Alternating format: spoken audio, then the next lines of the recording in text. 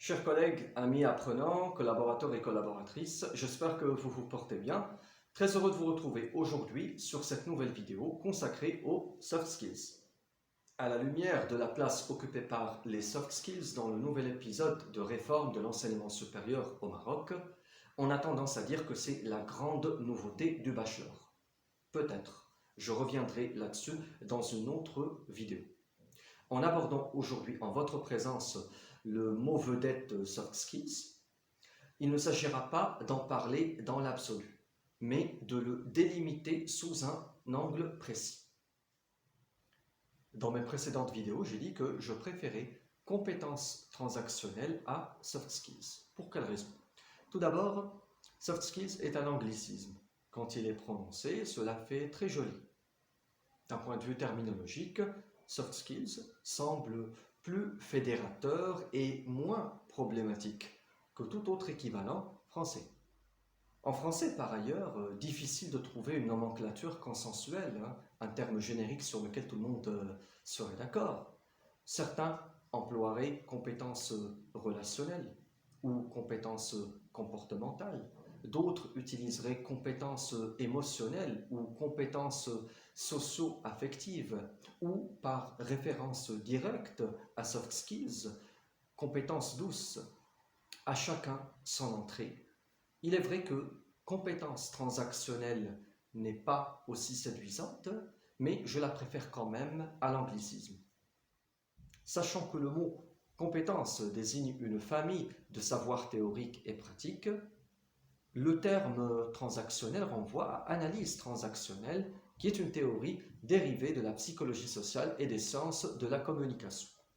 Cette théorie s'intéresse à la personnalité et à ses modes d'expression associés notamment à trois postures. La posture du parent, la posture de l'enfant et la posture de l'adulte.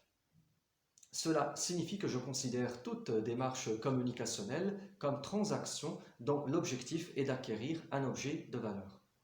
Les actes de langage à ce propos vont couvrir différentes dimensions de ces transactions. Dimension discursive et linguistique, dimension émotionnelle et affective, dimension intellectuelle et idéologique, dimension comportementale et relationnelle. Et c'est là toute la difficulté des soft skills, parce qu'ils renvoient à des compétences que nous sommes appelés à manifester consciemment et intelligemment, suivant un dosage d'ingrédients, comme pour une recette gastronomique. Le contexte, l'environnement, les circonstances, les situations s'ajoutent à la configuration des actes qui véhiculent ces compétences, que ce soit à l'oral ou à l'écrit. Prenons un exemple. Parmi les compétences transactionnelles, les soft skills recherchées aujourd'hui, il y a la confiance en soi. La confiance en soi est à considérer comme le résultat d'une transaction. Dans un contexte de concours, dans une situation d'entretien face à un jury ou à un recruteur, prouver que nous sommes confiants en nous-mêmes passera certainement par l'épreuve de la maîtrise de soi.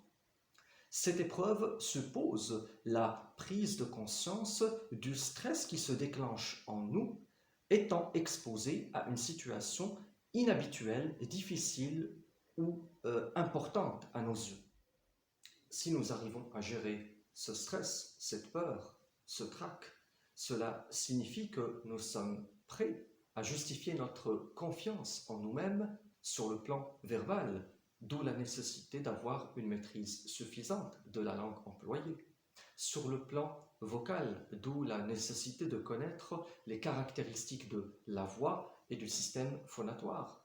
Sur le plan visuel, d'où la nécessité d'accompagner la parole par des gestes adaptés qui la valorisent. Et sur le plan méthodologique, d'où la nécessité d'activer un plan ou un raisonnement qui permet à l'interlocuteur de se repérer facilement dans notre communication.